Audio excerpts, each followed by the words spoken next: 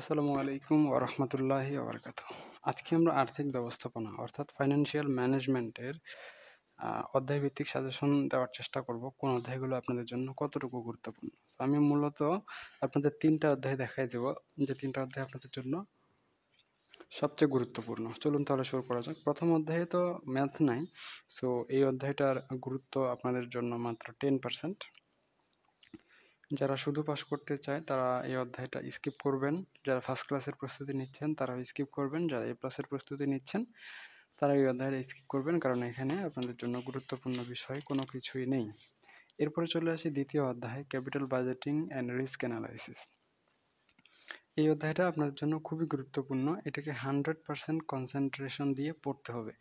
অর্থাৎ এই অধ্যায়ের যতগুলো ম্যাথ রয়েছে, যতগুলো টাইপের অঙ্ক রয়েছে ব্যতিক্রম ইজি প্লাসে এবং ব্যতিক্রম সাজেশনে, আপনাদের যে বই ব্যবহার করেন, যে বইয়ে, সবগুলো ম্যাথ, সবগুলো অঙ্ক করতে হবে। কারণ যারা শুধু পাস করতে চায়, যারা ফার্স্ট ক্লাস পেতে চায় এবং যারা এ প্লাসের প্রস্তুতি নিতে চায়, তাদের সকলের জন্য এই চ্যাপ্টারটা খুবই গুরুত্বপূর্ণ।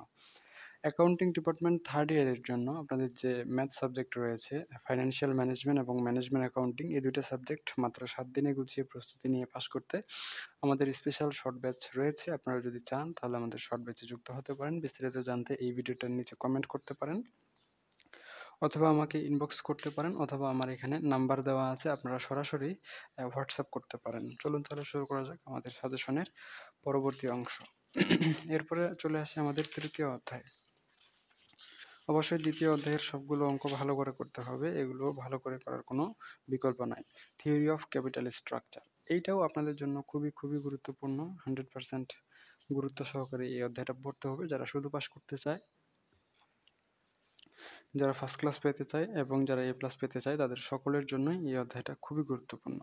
এই অধ্যায়েরও যতগুলো প্রশ্ন রয়েছে সবগুলোই পড়তে হবে। একটা বিষয় খেয়াল রাখবেন, এই অধ্যায়ের পিডিএফ সহ অন্যান্য আনুষঙ্গিক বইয়ের সাজেশনগুলো কিন্তু আমাদের বিবিএ গ্রুপ অল ডিপার্টমেন্ট এই গ্রুপে রয়েছে। আপনারা চাইলে আমাদের এই গ্রুপে যুক্ত হয়ে থাকতে পারেন, এটা আপনাদের জন্য বেনিফিশিয়াল হবে। এবং আপনারা যদি চান ম্যানেজমেন্ট অ্যাকাউন্টিং সাবজেক্টে মাত্র 7 দিনে গুছিয়ে প্রস্তুতি নিয়ে পাশ করতে, সেক্ষেত্রে আমাদের স্পেশাল শর্ট ব্যাচ রয়েছে, আপনারা যুক্ত হতে পারেন। ইতিমধ্যে আমাদের ব্যাচে 203 জন শিক্ষার্থী যুক্ত রয়েছে। একইভাবে ফাইন্যান্সিয়াল ম্যানেজমেন্টেরও যদি স্পেশাল শর্ট ব্যাচ যুক্ত হতে চান, শুধুমাত্র 7 দিনে গুছিয়ে প্রস্তুতি নিয়ে পাশ করতে, সেক্ষেত্রেও আমাদের ব্যাচ রয়েছে। আপনারা চাইলে আমাদের 7 দিনের স্পেশাল ব্যাচে যুক্ত হতে পারেন, এটা আপনাদের জন্য বেনিফিশিয়াল হবে।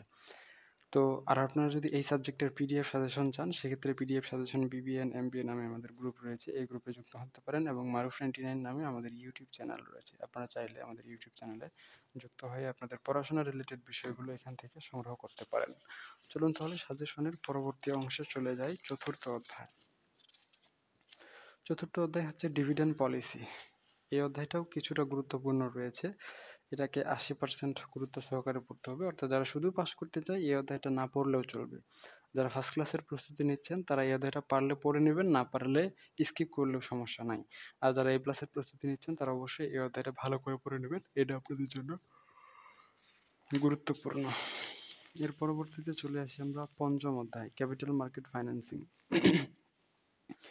এটা খুবই গুরুত্বপূর্ণ। 100% গুরুত্ব সহকারে এই অধ্যায়টা পড়বেন, যারা শুধু পাস করতে চান, যারা ফার্স্ট ক্লাস পেতে চান এবং যারা এ প্লাস পেতে চান। 3 ক্যাটাগরির শিক্ষার্থীদের জন্যই এই চ্যাপ্টারটা খুবই খুবই গুরুত্বপূর্ণ। অতএব এই চ্যাপ্টারটার যত গুলো ম্যাথ রয়েছে সবগুলোই আপনারা পড়বেন, ব্যতিক্রমের ইজি প্লাস থেকে অথবা আপনারা যে বই ফলো করেন ওই বই থেকে। এরপরে চলে আসে ষষ্ঠ চ্যাপ্টার, লিজ ফাইন্যান্সিং।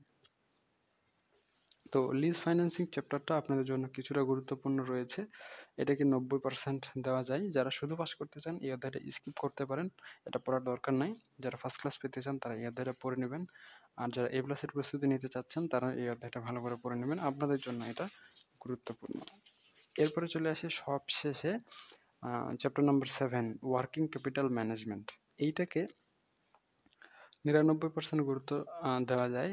যারা শুধু পাস করতে চান তাদের জন্য সমান সমান। যদি আপনারা চান এই অধ্যায়টা পড়বেন সেক্ষেত্রে পড়তে পারেন, যদি মনে করেন যে এই অধ্যায়টা পড়বেন না সেক্ষেত্রে এটা স্কিপ করতে পারেন। যারা ফার্স্ট ক্লাস পেতে চান, ফার্স্ট ক্লাসের প্রস্তুতি নিচ্ছেন, তারা এই অধ্যায়টা ভালো করে পড়ে নেবেন এবং যারা এ প্লাসের প্রস্তুতি নিচ্ছেন তারাও এই অধ্যায়টা ভালো করে পড়ে নেবেন। তো এই হচ্ছে আমাদের সাজেশন, আর তো চ্যাপ্টার নাই। তো সাজেশনটা শেষ। আর যদি আপনারা এই সাজেশনের পিডিএফ চান, সেক্ষেত্রে আমাদের সোর্সগুলোতে যুক্ত হতে পারেন। যেমন অন্যান্য বইয়ের সাজেশন চাইলে আমাদের চ্যানেলে যুক্ত হয়ে থাকতে পারেন। আমাদের এই যে পিডিএফটা প্রয়োজন হলে পিডিএফ সাজেশন গ্রুপে যুক্ত হয়ে থাকতে পারেন। এরপরে ৭ দিনে গুছিয়ে প্রস্তুতি নিয়ে পাস করতে আমাদের ফাইন্যান্সিয়াল ম্যানেজমেন্ট এবং ম্যানেজমেন্ট অ্যাকাউন্টিং এর প্রাইভেট ব্যাচ যুক্ত হতে পারেন। এবং যদি আপনারা চান আমাদের বিবিএ গ্রুপ অল ডিপার্টমেন্ট, এটা আমাদের মেইন গ্রুপ। এই গ্রুপে আপনাদের পরীক্ষার নোটিশ, পরীক্ষার টিপস, পরীক্ষার ফ্রি ক্লাস, পিডিএফ সাজেশন সহ সবকিছুই এখানে প্রোভাইড করা হয়। আপনারা এইখান থেকে সংগ্রহ করে নিতে পারেন। তো আশা করা যায় বুঝতে পেরেছেন। আজকে এ পর্যন্তই। সকলেই সুস্থ থাকুন, ভালো থাকুন আর আমাদের সাথেই থাকুন। দেখা হচ্ছে আপনাদের সাথে নেক্সট পর্বে। ততক্ষণ পর্যন্ত খোদা হাফেজ।